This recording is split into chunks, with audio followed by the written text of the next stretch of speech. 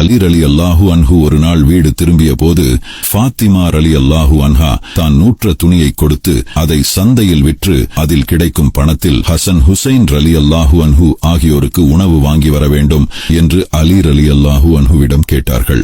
அலி ரலியல்லாஹு அன்ஹு அந்த துணியை சந்தைக்கு எடுத்துச் சென்று 6 தீனார்களுக்கு விற்றார்கள். அந்த பணத்தில் ஏதாவது வாங்க நினைக்கும் போது ஒரு யாசகர், மன் தல்லதி யுக்ரிதுல்லாஹ கர்தன் ஹசன, அல்லாஹ்விற்கு அழகிய கடனை தருபவர் யார் என்ற குர்ஆன் வசனத்தை ஓதி சூசகமாக யாசகம் கேட்டார். அலி ரலியல்லாஹு அன்ஹு தன்னிடம் இருந்த அத்தனை பணத்தையும் அவருக்கு கொடுத்தார்கள். சிறிது நேரத்தில் ஒரு காட்டு அரபி ஒரு பெரிய ஒட்டகத்துடன் வந்து, அலியே, இந்த ஒட்டகத்தை வாங்குறீர்களா என்று கேட்க, அலி ரலியல்லாஹு அன்ஹு தன்னிடம் பணம் இல்லை என்று கூற, அந்த காட்டு அரபி கடன் கொடுக்கிறேன் என்று கூறி ஒட்டகத்தின் கயிறை அலி ரலியல்லாஹு அன்ஹு கையில் கொடுத்துவிட்டு சென்றார். சிறிது நேரத்தில் வேறு ஒரு அரபி வந்து, அலியே, ஒட்டகத்தை விற்கிறீர்களா என்று கேட்க, அலி ரலியல்லாஹு அன்ஹு விற்கிறேன் என்றார்கள். அந்த அரபி 300 தினார்கள் தருகிறேன் என்று கூறி பணத்தை அலி ரலியல்லாஹு அன்ஹு கையில் கொடுத்துவிட்டு ஒட்டகத்தை எடுத்துச் சென்றார். பின்னர் அலி ரலியல்லாஹு அன்ஹு முதலில் வந்த அரபியை தேடினார். ஆனால் அவரை காணவில்லை. பிறகு வீடு திரும்பிய அலி ரலியல்லாஹு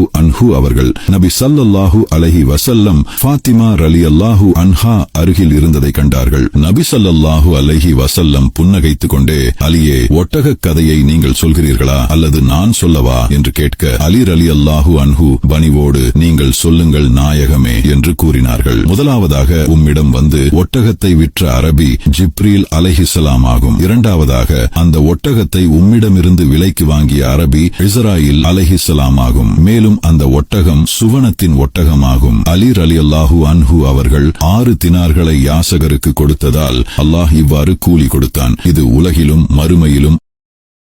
Download ShareChat.